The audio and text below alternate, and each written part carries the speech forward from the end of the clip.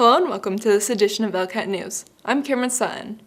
Town government was closed on Monday for Veterans Day holiday, but town officials joined members of the American Legion for the annual ceremonies recognizing all who have served in the country's armed forces.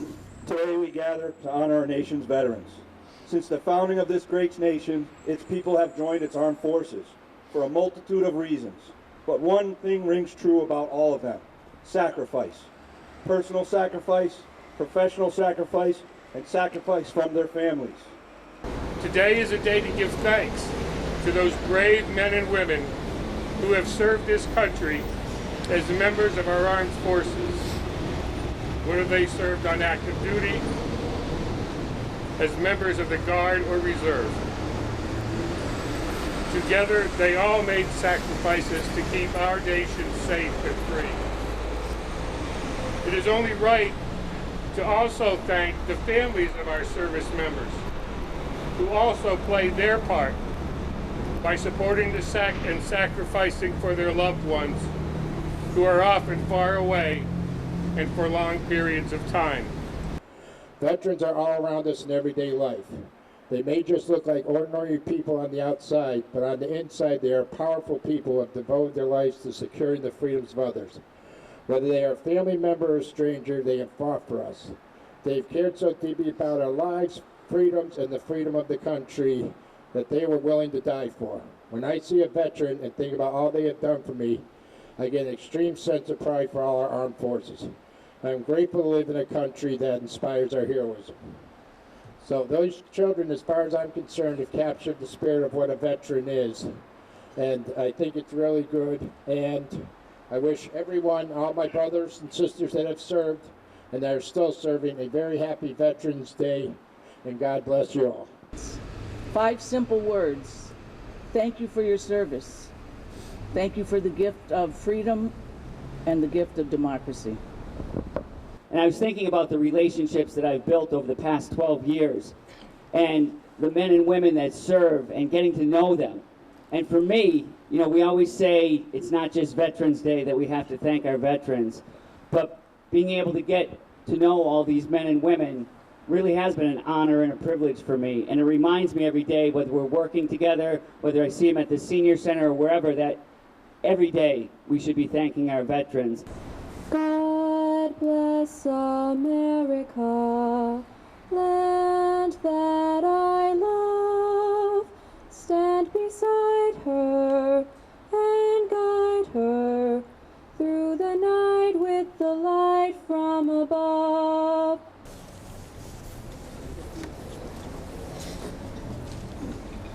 Group. Hut. Reset. Fire.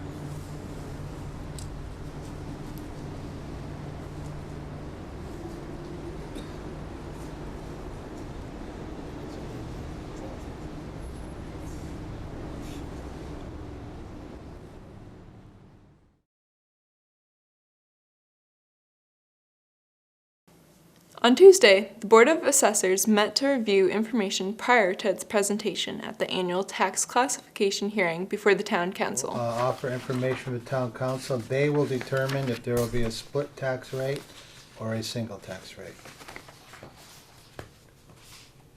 Has everyone reviewed their information? Can we bring up what the tax rate may be? You certainly can. And we're looking at having a tax rate of 20.84 cents. An increase of 29 cents. The board also signed the FY 2020 tax recap, a document submitted to the Massachusetts Department of Revenue each year certifying all the financial elements of the town's annual operations. We know that the first 4 pages of the recap, page 4 is all of the votes that the town council did at all of their meetings that would have raised, appropriated, or used from other sources. Page 3 of the recap is the local receipts, which is projected by the town accountant, or also known as our municipal finance director. Page 2 is, and it always goes backwards, it's kind of like doing your income taxes. You always start at the end and you work towards the beginning. Page 2 gives you the overview of the cherry sheet, the local receipts, the free cash used, etc., which then all defaults onto page 1. So of the 4-page recap, the requirement is the Board of Assessors have to sign off on page 1 of the 4-page recap after they've reviewed the 4 pages. Later at the public hearing, local realtor Chris Buendo spoke in favor of maintaining a single tax rate for all classes of property in town. So you could please come up to the front and identify yourself, please. Hi everybody, my name is Christopher Buendo. I'm a local property owner, and I'm here on behalf of the East of the River 5-Town Chamber of Commerce, which is our local Chamber of Commerce. I'm going to read some prepared remarks. Thank you. The ERC5 represents businesses throughout East Longmeadow, Wilbraham, Hamden, and Ludlow. Our request is that we would like to start by thanking this board for your support of a single tax rate, as has been the case in the past, and ask the select board to keep the tax rate at a factor of 1, a single tax rate for business and residential. The reasons not to split the rate are as follows. Businesses continue to struggle with rocketing healthcare costs and the new pressures that will be incurred due to the Commonwealth's Grand Bargain, which is the new FMLA Act and the Minimum Wage Act. Generally, a split rate is not recommended until the business base exceeds 20% or more. I think you said we're at about 17% right now. Commercial properties do not use as many town resources as residential properties, like police, fire, schools, trash, etc. We certainly use those when needed, and we thank you for that. Businesses generally support the community through donations and contributions to schools, sports, seniors, charities, and more. The greater the tax burden, the more money goes to taxes, and the less money available to support the community. So basically, I am here simply representing the East of the River 5-Town Chamber. We would love it if you would keep a single tax rate, please. Thank you very much. You're welcome. Thank you. In other business, at Tuesday's council meeting, Fire Chief Paul Morissette presented his report to the council in support of purchasing a second ambulance. Basically, we're looking to purchase that second ambulance. It's still around a 270-day lead time. So now we're looking at it probably end of July, getting it in service some point in August. Fees from transports will be used for the purchase. Chief Morissette says the department has collected over $500,000 in fees since beginning the service. Authorizing the lease purchase and equipment for a second ambulance. We don't have to do anything around the people. No, the people part you don't have to do. It does need to say out of the ambulance fund, and therefore to increase the budget for that ambulance fund to accommodate that. So it's you're approving the project as well as the funding source for it. Does that make sense to everybody? It does, but I don't remember all that. To repeat it. Actually, good then. Yeah, I'm trying to think, what's the dollar amount, 200 and something thousand? No, thank you. How much was it? 135, 159.57. All right, I make a motion that we authorize the fire department to enter into a 3-year lease purchase agreement for a second ambulance and equipment, and to authorize the first year installment payment of an amount of $135,159.57 to come from the ambulance fund, and to, what's the terminology you want to use? Increase the fiscal 2020 budget accordingly. And to increase the fiscal 2020 budget for the ambulance fund accordingly. Correct. Okay, I think that's a lot cleaner. Second. There you go. Further discussion. Motion's been made and seconded. Further discussion. Hearing none. All those in favor, please say aye. Aye. Aye. Opposed, please say nay. The motion passes unanimously. Thank you very much. You're very welcome. Thank you. That is, that's Great job. Acting Town Manager Mary McNally updated the council on continued discussions regarding shared dispatch service. Third to the last, I did speak with Frank Posniak, who's the Executive Director of the Commonwealth's 9/11 program, on the subject of emergency dispatch. That issue has come up in the sense of whether or not East Long Meadow should reconsider partnering with another community in combining our emergency dispatch services. The ongoing discussion from past years, I understand, was where it was be located.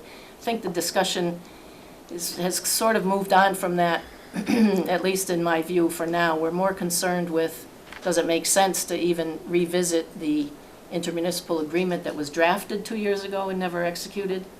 We're still trying to narrow down some of the budget items of our own community in terms of dispatch. But Mr. Posiak, the reason I spoke with him was I wanted to determine what the Commonwealth's view was in terms of grant funding for combining dispatch. And he assured me that there's all kinds of development grants still available to incentivize, if that's a word, the consolidation of communities, because they don't favor single community dispatch services. They're anxious to have communities regionalize those services. So he gave me the names of a couple of the people in the finance division of the EOPS, and he was very gracious with his time and said he'd be happy to talk further. I also received an inquiry from Hamden about pursuing this conversation with them. So none of those discussions have taken place yet. These are just phone calls that have kind of come on. But it's a topic that I think we need to look into as a community to see if it makes sense fiscally and practically and operationally. So I'd like to move forward with that. And finally, ELHS Senior Eagle Scout Jake Berry was recognized by the council for his achievement. Congratulations. I'll give you another one. Great job. Jake, tell us a little bit about your project. A lot of pictures first. Yep. Thank you. Tell us about your project. My project was to repaint the parking lot lines at St. Mark's Episcopal Church on 1 Porter Road because they were in need of it? They were very much in need of it. It took 2 to 3 days, I believe, working at a couple different shifts. It was a great time, though. My friends and I all enjoyed it very much. We had a good team effort. And, you know, some people may call me Tom Sawyer, but, you know, having everyone else paint lines for me. But that's not a bad thing. It's what I was supposed to do. That's right. On Tuesday, November 19th, the East Long Meadow Youth Safety Committee will hold a free informational night on social media safety, co-sponsored by the Hampden County District Attorney's Office. The presentation will include an overview of current popular social media applications that exist, safe and risky use of those apps, how predators can present themselves on social media, and how parents can manage and monitor social media activity and encourage safe use. The event will be held from 6:30 to 7:45 p.m. at Birchland Park Middle School, 50 Hanward Hill, East Long Meadow. Coming up at East Long Meadow Public Library, author KB Pellegrino will read from her new work on Monday, November 18th from 6 to 7 p.m. Pellegrino's mystery novels take place in the fictional town of Westside.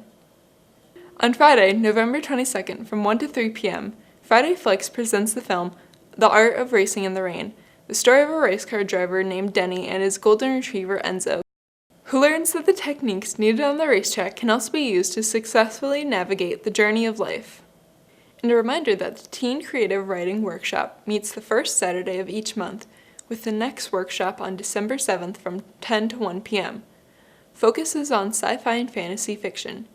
Share written work with your peers. Teens ages 14 and up are welcome to join anytime, and should register at eastlongmeadowlibrary.org. That's it for this edition of ELCAT News. I'm Cameron Sun. See you next time.